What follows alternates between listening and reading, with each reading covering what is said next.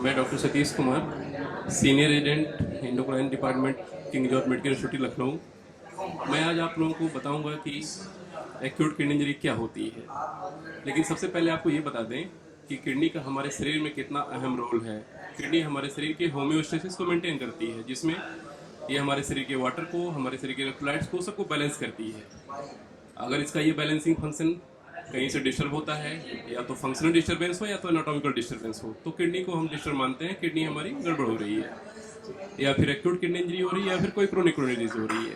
तो पहले हम आपको ये बता दें कि एक्यूट और क्रोनिक हम कब कब बोलते हैं। एक्यूट हम तब बोलते हैं जब किडनी का फंक्शन 48 आवर्स के विदिन खराब हुआ हो, तो एक्यूट किडनी इंजरी है। अगर मोर देन 48 आवर्स हो गए हों, 48 घंटे के बाद समय लगे हों किडनी को फंक्शन कम होने में, तो फिर वो क्रोनिक फॉर्म हुआ इसका।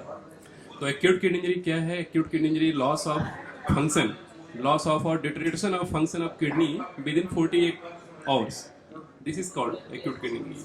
मतलब कि 48 घंटे के अंदर अगर किडनी के फंक्शन में कमी आती है, या उस फंक्शन को हम कैसे उसको देख पाएंगे, उसको हम या तो क्रिएटिनिन के माध्यम से या फिर हम यूरिन आउटपुट के माध्यम से हम देखते हैं। अगर उसमें उसके फंक्शन उसमें कमी आ रही है, तो इसका मतलब कि किडनी कहीं कहीं से इंजर्ड हो रही है। ये है acute kidney injury. Acute kidney injury को डिफाइन करने के लिए कुछ क्राइटेरियाज बनाए गए हैं, जिसके थ्रू हम इसको डिफाइन कर पाते हैं कि एक्यूट किडनी इंजरी क्या है। एक्यूट किडनी इंजरी के लिए सबसे पहले आता है rifle criteria, RIFLE, rifle. Rifle R for होता है risk, I for injury, F for failure, and L for loss of function, and E for ESRD, end stage renal disease। ये stages आते हैं इसमें। राइफल, रिस्क, इंजरी,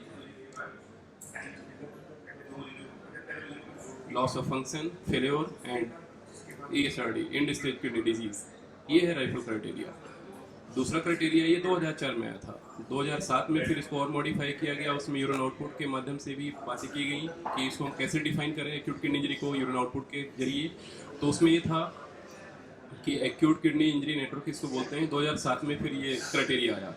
इसके according ये था कि अगर प्रति आवर 0.5 ml पर केजी पर बॉडी में मीटर स्क्वायर बॉडी के एरिया से अगर के हिसाब से अगर यूरिन कम आ रहा है इससे, तो फिर ये हम उसको बोलेंगे कि हाँ एक्यूट किडनी इंजरी हो रही है। 2012 में इन दोनों क्राइटेरिया को मर्ज कर दिया गया, क्रिएटिनिन और यूरिन आउटपुट को, मतलब राइफल क्राइटेरिया को और एक क्राइटेरिया, उसको दोनों को मर्ज करके KDIGO क्राइटेरिया बनाया गया 2012 में, kidney disease improving global outcome इसको बोलते हैं। इसके अकॉर्डिंग ये था कि जो बेसलाइन क्रिएटिनिन है, बेसलाइन क्रिएटिनिन जो भी हमारा है, उससे अगर 1.5 टाइम्स क्रिएटिनिन रेज होता है, तो उसको हम स्टेज 1 बोलेंगे, किडनी फेल्योर स्टेज 1। अगर 2.5 मोर देन 2.5 टाइम्स अगर उसका क्रिएटिनिन रेज कर रहा है बेसलाइन से, तो स्टेज 2 है। More than 3 times creatinine raise कर रहा है, तो इसको हम बोलेंगे किडनी स्टेज 3। ये है हमारा KDIGO क्राइटेरिया। इसको यूरिन आउटपुट के माध्यम से भी इसको समझाने की कोशिश की गई है। इसको स्टेज में बांटा गया है कि 0.5 ml per hour, 0.5 ml per hour पर बॉडी मीटर स्क्वायर के अकॉर्डिंग अगर लास्ट 6 घंटे से यूरिन नहीं हुआ है या उसे कम हुआ है, तो ये फर्स्ट स्टेज में आएगा। अगर सेम 0.5 ml पर केजी बॉडी मीटर स्क्वायर के से कम अगर यूरिन आउटपुट लास्ट 12 घंटे में हो रहा है, तो उसको स्टेज 2 बोलेंगे। अगर यही चीज़ लास्ट 24 आवर में हो रहा है, तो फिर इसको हम बोलेंगे स्टेज 3। तो अब हमें ये भी पता होना चाहिए कि एक्यूट किडनी इंजरी होती कैसे है। अभी तक तो हमने ये जाना कि एक्यूट किडनी इंजरी होती है, ये है क्या और इसके क्या क्या क्राइटेरिया गाइडलाइंस के हैं। अभी अब फिर नेक्स्ट इसके कारणों में सबसे बड़ा कारण जो आता है एक्यूट किडनी इंजरी के लिए जो जिम्मेदार फिनोमेना है, वो सेप्सिस है। सेप्टिसीमिया मीन्स हम सेप्सिस को डिफाइन करने के लिए सर्च क्राइटेरिया होता है, जिसके थ्रू हम जाते हैं SIRS क्राइटेरिया है, सिस्टमिक इन्फ्लेमेटरी रिस्पॉन्स सिंड्रोम है। उसमें यह है कि यदि TLC आपका total leucocyte count more than 12,000 है या लेस देन 4,000 है, तो फिर ये सेप्सिस का एक क्राइटेरिया नंबर 1 हुआ। क्राइटेरिया नंबर 2 सेप्सिस का है tachycardia. Tachycardia means your heart rate is more than 90। अगर हार्ट रेट 90 से ज़्यादा आ रहा है तो पेशेंट सेप्सिस में है। तीसरा हम इसमें करते हैं डिफाइन टेम्परेचर के थ्रू। अगर टेम्परेचर इसका रेज आ रहा है मोर देन 37 डिग्री सेंटीग्रेड जा रहा है तो फिर थर्ड क्राइटेरिया हमारा सेप्सिस का ये होगा।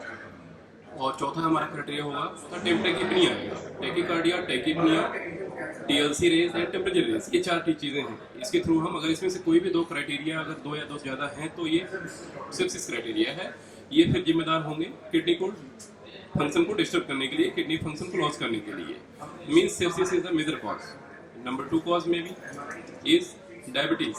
डायबिटीज़ हमारे देश में, पूरे विश्व में बहुत ही कॉमन हो गया है, जिसके जरिए एक्यूट किडनी इंजरीज हो रही हैं। एक्यूट किडनी इंजरी के बाद सबसे पहले आपको ये बता दें हम कि जब भी डायबिटीज़ होता है तो उसमें हमारा किडनी जो फंक्शन होता है, हमारे नेफ्रॉन्स हैं, उसमें जो है उसके बेसमेंट मेम्ब्रेन्स वगैरह जो होती हैं, जहाँ पे ग्लोमेरुलस होता है, जहाँ पर ब्लड क्षमता है, जहाँ पर जीएफआर फॉर्मेशन होता है, वो थिक बेसमेंट बहुत थिक हो जाता है, पोडोसाइट्स के फंक्शन लॉस होने लगते हैं, जिसके थ्रू प्रोटीन्यूरिया होने लगता है। प्रोटीन्यूरिया या तो माइक्रोप्रोटीन्यूरिया है या फिर माइक्रोप्रोटीन्यूरिया है। माइक्रोप्रोटीन्यूरिया अगर है तो उसको हम रिवर्स कर सकते हैं। माइक्रोप्रोटीन्यूरिया है फिर रिवर्सल में भी टफ, वेरी डिफिकल्ट। प्रोटीन्यूरिया को हमें रोकना ही चाहिए। किसी भी डायबिटिक पेशेंट में हमें प्रोटीन्यूरिया पहले हम यूरिन स्पॉट यूरिन करा करके हम देखें उसमें अगर प्रोटीन्यूरिया हो रही है तो उसके लिए हम रोकथाम की व्यवस्था करें। हम उसको उसके लिए अपने डायबिटीज़ को कंट्रोल करके रखें। हम उसके लिए एस इनहिबिटर या एआरबीज वगैरह यूज़ कर सकते हैं, जिससे हम प्रोटीन्यूरिया से बच सकते हैं। क्योंकि प्रोटीन्यूरिया ही एक्यूट किडनी इंजरी कराती है, फिर एक्यूट किडनी इंजरी फिर फर्दर सीकेडी बन जाता है। तो इस तरह से सेप्सिस है, सीकेडी है, दूसरा ड्रग्स हो सकती हैं। There are so many type of drugs. बहुत से ऐसी दवाएं हैं जो किडनी को डैमेज करती हैं, उन्हें नेफ्रोटॉक्सिक ड्रग्स कहते हैं। हमें ऐसी दवाओं को, जैसे इनमें सबसे अधिक जो दवाएं आती हैं, खास तौर से ऑलमोस्ट सभी एंटीबायोटिक्स, अमीनोग्लाइकोसाइड्स, क्विनोलोन्स, ये सारी एंटीबायोटिक्स जो है किडनी को डैमेज करने में अपना रोल अदा करती हैं। बहुत ही कम ऐसी एंटीबायोटिक हैं जो रीनल सेफ है। तो इस तरह से हमें और भी अन्य कारणों पर ध्यान देना चाहिए, जैसे कंट्रास्ट है। कंट्रास्ट इंड्यूस्ड नेफ्रोपैथी होती है तो उसमें भी किडनी डैमेज हो सकती है। और ऑब्स्ट्रक्शन अगर है तो ऑब्स्ट्रक्टिव नेफ्रोपैथी कर सकती है, उसमें भी एक्यूट किडनी इंजरी हो सकता है। चलिए ठीक है, अभी तक तो हमने सारी चीज़ें जान ली। अब हम कैसे पहचानेंगे कि AKI हो रहा है, क्या क्या हम मार्कर्स लें इसके लिए। What are the various acute kidney injury markers. अभी तक जो बात थी क्रिएटिनिन की बात तक थी, यूरिन आउटपुट तक था बात कि हम इसको देख करके हम जान जाते थे कि क्रिएटिनिन हमारे किडनी गड़बड़ हो रही है। लेकिन एक्यूट किडनी इंजरी हम, और जब तक क्रिएटिनिन बढ़ता है तब तक काफ़ी फंक्शन लॉस हो चुका रहता है। लेकिन हमें किसकी ऐसे मार्कर की ज़रूरत है कि जो किडनी इंजरी होने के इनिशियल स्टेज में ही हमें पता लग जाए, बहुत अर्ली एज पॉसिबल हम जान जाएं कि किडनी हमारी खराब होने वाली है या खराब होना शुरू हो रही है, तो उसको तुरंत हम रोकथाम की व्यवस्था कर सकते हैं। इसके लिए कुछ मार्कर्स हैं, जैसे इस मार्कर में सबसे पहले मार्कर आता है KIM-1, किडनी इंजरी मॉलिक्यूल 1। दूसरा आता है UNGAL, यूरिनरी न्यूट्रोफिल जिलेटिनोज एसोसिएटेड लाइपोकैलिन। तीसरा मार्कर है इंटरल्यूकिन 18 एंड इंटरल्यूकिन 8। और मार्कर है इसके netrin, N acetyl glucosamine and micro angioproteins and micro RNA। ये सभी हमारे एक्यूट किडनी इंजरी मार्कर्स हैं। इनके जरिए हम किडनी के बहुत ही इनिशियल स्टेज में, किडनी खराब होने से पहले ही हम जान सकते हैं कि ये मार्कर अगर बढ़ रहे हैं तो किडनी फेलियर होने वाला है, और हम तुरंत उसके के लिए एक्शन ले सकते हैं। पेशेंट को हम सर्वाइव कर सकते हैं उसकी किडनी डैमेज होने से। तो अब फिर हम मैनेजमेंट की बात करेंगे। हम मैनेजमेंट, चूँकि जो जो कारण हैं किडनी को खराब करने के लिए, हम उन्हीं कारणों को पे रोकथाम लगाएंगे। जैसे डायबिटीज़ है, अगर डायबिटीज़ की वजह से किडनी खराब हो रही है तो हम पहले शुगर को कंट्रोल रखें। माइक्रोप्रोटीन्यूरिया हो रहा है तो माइक्रोप्रोटीन्यूरिया को हम सही करके रखें। उसके लिए हम माइक्रोप्रोटीन्यूरिया हम सही करने के लिए एस इनहिबिटर्स और ARBs ड्रग्स होती हैं। जो एस इनहिबिटर स्टील कोलेस्ट्रेज एंजाइम इनहिबिटर्स होते हैं, जिनको हम ब्लड प्रेशर को रिड्यूस करने में भी यूज़ करते हैं। और ये हमारे माइक्रोप्रोटीन्यूरिया जो प्रोटीन लॉस हो रहा है यूरिन के माध्यम से, उसको भी हम ये रोकती है। एंजियोटेंसिन रिसेप्टर ब्लॉकर्स जो एंटी हाइपरटेंसिव का एक बहुत ही खास ग्रुप है, ये भी प्रोटीन्यूरिया को रोकते हैं, और इसके थ्रू भी हम किडनी इंजरी से बच सकते हैं। और हम सेप्सिस, जो भी सेप्सिस बॉडी में कहीं चल रहा है, जो भी सेप्सिस के जितने कारण हैं, सबसे जिसमें खास सेप्सिस हो सकती है, सेप्टिसीमिया होता है, जिसमें UTI बहुत ही कॉमन कारण है जिसके जरिए किडनी खराब हो रही है। तो हमें सेप्सिस को सही करने के लिए रीनल सेफ एंटीबायोटिक्स यूज़ करके किडनी को खराब होने से बचाना चाहिए। और नेफ्रोटॉक्सिक ड्रग्स को उन्हें अवॉइड करना चाहिए, डायबिटीज से रखना चाहिए, प्रोटीनूरिया को हम रोकथाम करके रखें, और कुछ और ऐसी ड्रग्स हैं जो इन्फ्लेमेशन को कम करती हैं, वो भी केराटिन को डैमेज होने से रोकती हैं। उन्हीं में से एक नाम है एन-एसिटिलसिस्टाइन।